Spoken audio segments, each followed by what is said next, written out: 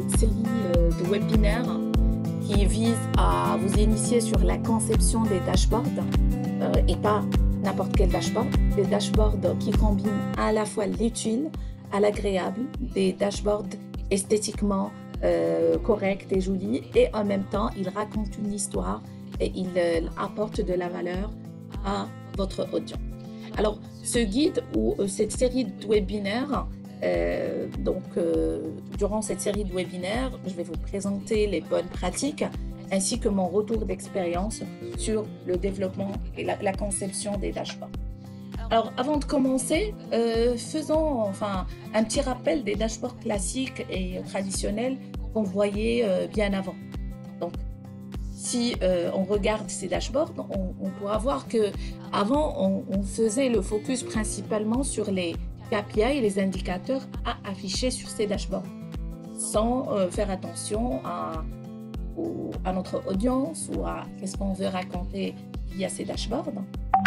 On mélange beaucoup de KPI et on surcharge avec beaucoup d'informations.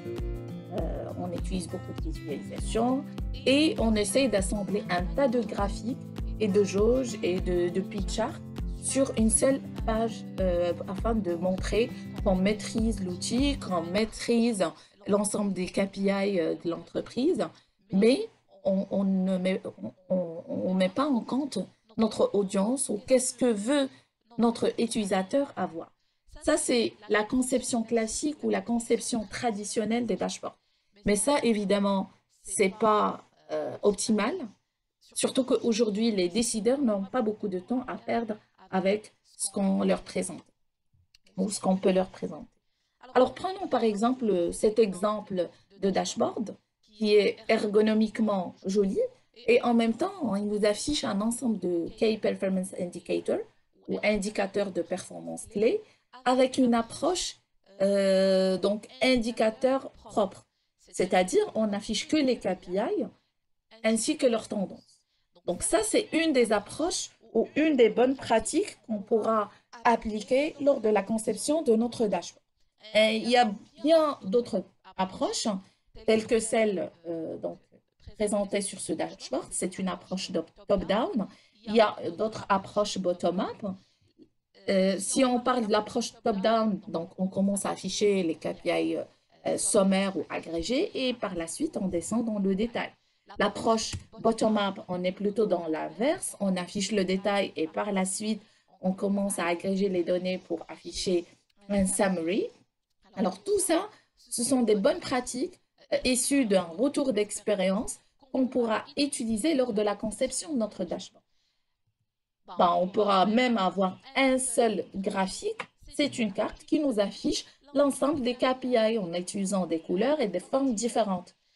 L'approche de choix d'un tel ou telle visualisation, elle est conduite, elle est orientée par pas mal d'éléments que je vise présenter via ce webinaire. Alors, on a aussi l'approche transversale ainsi que d'autres approches. Alors, avant de commencer mon webinaire, j'aimerais bien partager avec vous ce proverbe que j'aime très bien, qui est the shortest distance between truth and human being is a story. Alors, pourquoi ce proverbe? C'est pour vous dire qu'aujourd'hui, avec l'information omniprésente, avec la multitude de supports de communication, l'humain n'a pas beaucoup de temps à rester devant un dashboard et à essayer de comprendre les chiffres. Pourquoi ci, pourquoi ça.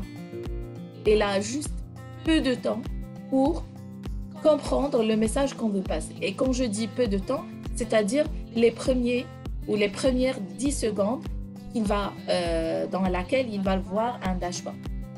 Donc nous, l'idée c'est de profiter de ces 10 secondes et essayer de donner le maximum, mais d'une manière intelligente, à notre utilisateur et essayer de lui raconter une histoire. Comment ça? En mettant un peu de suspense dans notre dashboard, en mettant un peu de wording qui l'incite à l'action et l'incite à voir le détail, en mettant un peu d'émotion. C'est tout simplement, il faut aider l'utilisateur à interpréter l'interprétation. On va pas juste afficher des informations et laisser le hasard, en fait, orienter notre utilisateur vers telle interprétation. Alors, aujourd'hui, nous allons pas voir tout, évidemment, parce que le temps ne permet pas de voir tout, mais on va commencer par les bases, foundation. Bon, avant de construire une maison, il est absolument capital de construire la fondation de la maison. C'est ce qu'on va faire aujourd'hui. Avant de commencer la conception de votre dashboard, il faut tout d'abord comprendre les bases et commencer par les bases de construction de dashboard. Vous allez me dire quelles sont ces bases. C'est ce qu'on va voir aujourd'hui. Le reste, en termes de structuration de dashboard, la conception en termes de quelle visualisation je vais utiliser, quel KPI positionner dans quelle visualisation, et la dernière partie qui est de raconter une histoire vont être programmées à partir de la semaine prochaine. Alors, commençons par les bases ou les fondations. Alors, les bases s'articulent sur 3 aspects principaux.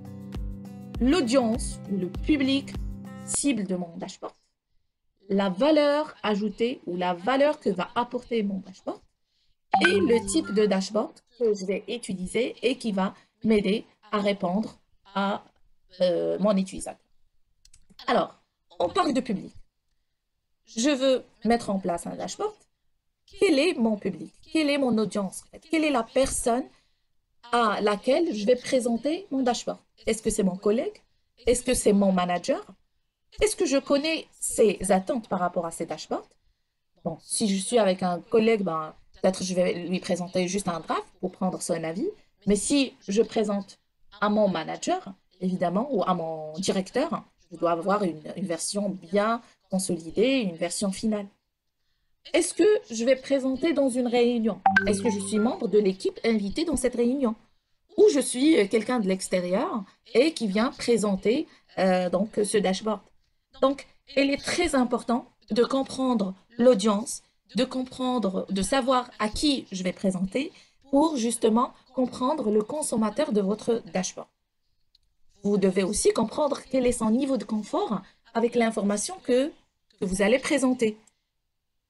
Est-ce que ce que je vais présenter, c'est quelque chose qu'il a besoin? Qu'il a besoin en fait pour son travail au quotidien, ou peut-être c'est quelque chose d'annexe. Est-ce qu'il connaît déjà les sujets que je vais présenter dans mon dashboard? Est-ce qu'il a de l'expérience ou il a des préjugés? Donc tout ça, tout ce que je viens de citer, ce sont des éléments importants à prendre en considération lors de la définition de mon audience. Alors, la question clé aussi, c'est que voulez-vous que votre audience fasse après avoir regardé ou voir votre dashboard? Quelles informations ont besoin de mon dashboard? Et à travers ce que je vais présenter, quelle action je veux que mon audience fasse suite aux informations que je vais présenter? Est-ce qu'ils connaissent déjà ça? Est-ce qu'ils ont des préjugés par rapport à ça? C'est très important. Comme je vous ai dit, l'audience, c'est l'élément clé et la partie la plus importante quand on veut construire la fondation ou la base de conception de mon dashboard. Alors, imaginez-vous dans un contexte de vente et de marketing, dans le métier CRM, et un agent commercial, elle est en train de présenter à son directeur de vente les résultats de vente sur le semestre en cours. Évidemment, le directeur, qu'est-ce qu'il va chercher? Il va chercher à savoir la performance de vente. Il ne va pas se soucier ou il ne veut pas en fait descendre dans le détail. Mais l'information la plus importante pour lui, c'est est-ce que cet ingénieur commercial a atteint l'objectif? Si ce n'est pas le cas, quel est le degré d'atteinte d'objectif? Est-ce qu'il a touché tous les clients qu'il a dans son portefeuille? Ainsi de suite. Alors, on a vu l'audience, on a vu l'interaction de l'audience avec ce qu'on va présenter. Alors, ce qui est aussi important, c'est comment je vais présenter mon dashboard. Comment je vais communiquer ces KPI à mon audience. Est-ce que je vais choisir d'envoyer un document par mail qui va inclure mes KPI? Et dans ce cas, évidemment, quel est le maître de la situation? C'est mon audience, c'est l'utilisateur. Donc, si je lui envoie un document, c'est lui qui va l'ouvrir et c'est lui qui va le parcourir. Et dans ce cas, on recommande de mettre plus de détails parce que c'est lui qui a le contrôle. Par contre, si c'est moi qui va présenter ça dans une salle de réunion, eh ben c'est moi qui ai le contrôle. Je peux ne pas mettre beaucoup de détails. Je mets que les éléments les plus importants. Je laisse peut-être le détail en annexe. J'ai la possibilité d'interagir avec mon dashboard. Et ainsi, je vais communiquer, je vais orienter la communication car c'est moi qui ai le contrôle sur le support de communication. Donc, savoir comment je vais communiquer à mon audience, elle est très, très importante. Et évidemment, la chose pour moi la plus importante aussi, c'est essayer d'imaginer comment le déroulé de cette présentation. Ou essayer de se mettre à la place de l'audience et imaginer comment mon audience va percevoir mon dashboard et quelles sont probablement les actions ou les questions ou les interrogations qu'il va donc prendre lors de la visualisation de mon dashboard. Donc, comment cela va se passer? L'imagination, elle est très importante pour comprendre comment ou quel sera l'impact de mon dashboard sur mon audience. Donc là, c'est un focus sur l'audience. Et comme j'ai dit, la fondation ou les bases de construction, de conception des dashboards s'articulent sur ces trois points qui sont l'audience, la valeur et le type.